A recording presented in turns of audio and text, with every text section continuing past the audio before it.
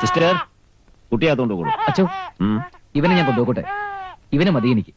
ആയിക്കോട്ടെ, പക്ഷേ നിങ്ങൾ രണ്ടുപേരും കൂടിയാണ് വരേണ്ടി. ഞാൻ അപ്പോഴേ പറഞ്ഞതാ പൗലോസേട്ടൻ വരണ്ട, അത് ഫാദറിന് ഇഷ്ടാവില്ലെന്ന്. Sorry father. ഞാൻ ഉദ്ദേശിച്ചത് അതല്ല.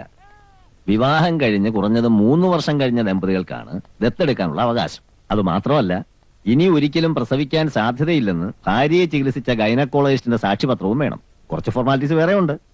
എവിടെയാ നിങ്ങളുടെ ഭാര്യ?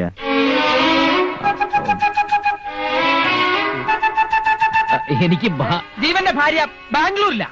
അവിടെ എന്ത് ചെയ്യുന്നു? മെഡിക്കൽ കോളേജിലാ. എന്താ അസുഖം? അസുഖമല്ല, പഠിച്ചോണ്ടിരിക്ക. LLB. മെഡിക്കൽ കോളേജ് LLBക്കോ? MBBS എന്ന് പറഞ്ഞത് LLB ആയി പോയതാ. ലേശം കുഴപ്പമുണ്ട്. നിങ്ങളിൽ ആർക്കാ കുഴപ്പം? എനിക്ക് കുഴപ്പമൊന്നുമില്ല. പൗലോസേട്ടന് ലേശം കുഴപ്പമുണ്ടെന്ന് ഡോക്ടേഴ്സ് പറഞ്ഞിട്ടുണ്ട്. അല്ല മിസ്റ്റർ ജീവൻ, മെഡിക്കൽ ഡയഗ്നോസിസിൽ നിങ്ങളിൽ ആരുടെ കുഴപ്പം കൊണ്ടാണ് കുട്ടികൾ ഉണ്ടാകാത്തത്? അയ്യോ അച്ഛൻ, ജീവന്റെ ഭാര്യയ്ക്കാണ് കുഴപ്പം. ജീവന് കുഴപ്പമൊന്നുമില്ല അല്ലേ? ഞാൻ ചോദ്യങ്ങൾ ചോദിക്കുന്ന ജീവനോടും ഉത്തരം പറയുന്നത് ഇയാളും.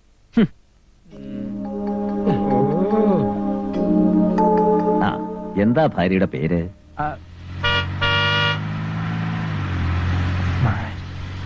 മാരുതി. മാരുതിയോ? മാരുതിയല്ല, മാധുരി. ഞങ്ങൾ മധു എന്ന് വിളിക്കും. ഞങ്ങളോ?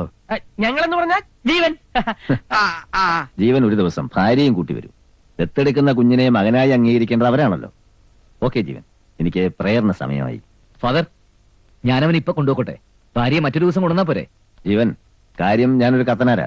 പക്ഷേ ഫാദർ വെറ്റിലക്കാരൻ ഒരിക്കലൊരു കാര്യം പറഞ്ഞാൽ പിന്നെ അതിന് മാറ്റമില്ല. മനസ്സിലായല്ലോ? Sorry father. ഓക്കെ. ഭാര്യയുടെ പേരെന്താന്ന് പറഞ്ഞത്? മാധുരി. എന്താ മാറ്റണം?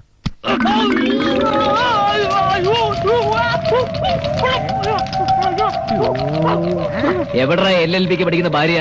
ബാംഗ്ലൂരിൽ നിന്റെ അമ്മായിമ്മയുണ്ടോടാ പുല്ലേ? സൂത്രത്തിലൊരു അച്ഛനാവണമെങ്കിൽ ഇങ്ങനെ കുറെ തട്ടിപ്പും നുണയൊക്കെ വേണ്ടി വരും. ജീവ വിട്, ഇവനെ നമുക്ക് പിന്നെ പൊരിച്ചെടുക്കാം. നിങ്ങളെയൊക്കെ കൊണ്ട് ഇറങ്ങി തിരിച്ചപ്പോഴേ ഞാൻ കരുതിയതാ ഇത് ഇങ്ങനെ തന്നെ ചളാവുന്നു. ഓ, ഇയാൾ ഒറ്റയ്ക്ക് പോയിരുന്നെങ്കിൽ കാണാമായിരുന്നു. ഡയഫ്രം കളഞ്ഞ അണ്ണാനെ പോലെ തിരിച്ചു വരുന്നത്. നീ എവിടേക്കയ്യോ ഓടണേ? ഒരു ചവിട്ട് കൊണ്ടാ ചത്തുപോവോ? വിവരം ഇല്ലാത്തവനാണെങ്കിലും ഇവൻ പറയുന്നതിൽ കാര്യമുണ്ട് ജീവ. നമുക്കിപ്പോ ഒരു പെണ്ണല്ലേ വേണ്ടു. ഞാനൊരു ഐഡിയ പറയാം. നീ ഒരു പെണ്ണ് കിട്ടുന്നു, നേരെ കത്തനാരെ അടുക്ക ചെല്ലുന്നു. ഇതാണ് ഫാദർ എന്റെ ഭാര്യ എന്ന് പറയുന്നു. കുട്ടിയെയും കൊണ്ട് പോരുന്നു. Very simple. എങ്ങനെയുണ്ട് എന്റെ ഐഡിയ? പൗലോസ് ചേട്ടാന്ന് വിളിച്ച വായു കൊണ്ട് എന്നെ പൗലോസ് ഒന്ന് വിളിപ്പിക്കരുത്. കറക്റ്റ്. ഞാൻ അപ്പോഴേ പറഞ്ഞതാ നിന്റെ ഐഡിയ നടക്കില്ല എന്ന്. എന്റെ ഐഡിയ? അതെ. ഞാൻ മിണ്ടരുത്. എന്നെ ഉറക്കി കിടത്തിയിട്ട് അവള് വേലിയാടി ഇങ്ങോട്ട് പോന്നിട്ടുണ്ടാവും. എത്ര കാശ് കൊടുത്തിട്ടായാലും ശരി, എനിക്ക് എവിടെന്നെങ്കിലും ഒരു പെണ്ണിനെ വേണം. ഇത്ര പെട്ടെന്നൊരു പെണ്ണിനെ തപ്പിക്കൊണ്ടുവരണമെന്ന് പറഞ്ഞാൽ ഞാൻ അവിടെ പോവും. നിനക്ക് ഇതല്ലാതെ ഇവിടെ വേറെന്താ പണി? പറഞ്ഞ പോലെ ചെയ്താ. 2 ദിവസം സമയം ഞാൻ തരും. അതിനുള്ളിൽ ഏതെങ്കിലും ഒരു പെണ്ണിനെ എനിക്ക് കിട്ടിയേ പറ്റൂ. അയ്യേ കാമപ്രാന്തൻ. നിനക്ക് കാര്യം നടന്നാ പോരെ? മണിയായിട്ടുള്ള പെണ്ണിനെ ഞാൻ കൊണ്ടുതരും. മാമാത്തണ്ടി. ജീവ, നമുക്ക് പറ്റിയ ഒരു പെണ്ണ് നമ്മുടെ കൺമുമ്പിൽ തന്നെയുണ്ട്. ആര്? നല്ല ലക്ഷണമൊത്ത പെണ്ണാവള്. നമ്മുടെ കർത്താവിന്റെ ഭാര്യ തിലോത്തമ. ഇതൊരു തലവേദന ആയല്ലോ.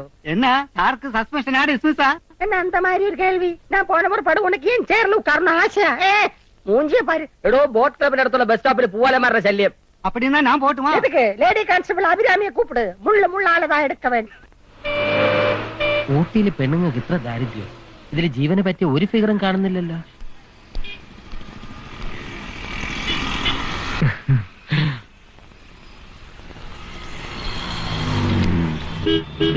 പശുവാണ് ശകുനം. കൊള്ളാം. എന്താ പേര്? ശ്യാമള. മലയാളി തന്നെ. ഞാൻ ശത്രുഘ്നൻ. പഠിക്കാണോ? അല്ല, പഠിപ്പിക്കുക. എവള് ജീവന് നല്ല ചേർച്ചയായിരിക്കും. ജീവ, ഞാൻ നിനക്ക് വേണ്ടി അല്പം തറയാവാൻ പോവാ. എന്തേ? ഏയ് ഒന്നുമില്ല, വരൂ, നമുക്കല്പം മാറി നിന്ന് സംസാരിക്കാം. ഇവിടെ ആവുമ്പോ. എന്തിനു പേടിക്കുന്നത്? പറഞ്ഞോളൂ. പേടിയുണ്ടായിട്ടല്ല, ആവശ്യക്കാരൻ ഞാനല്ല, എന്റെ ഒരു ഫ്രണ്ടാ. അത് ശരി, അപ്പൊ ബ്രോക്കർ ആണല്ലേ?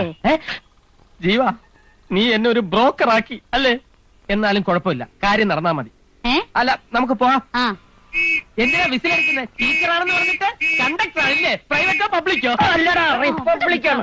ലേഡി കോൺസ്റ്റബിളിന്റെ കമലടിക്കുന്നോടാ.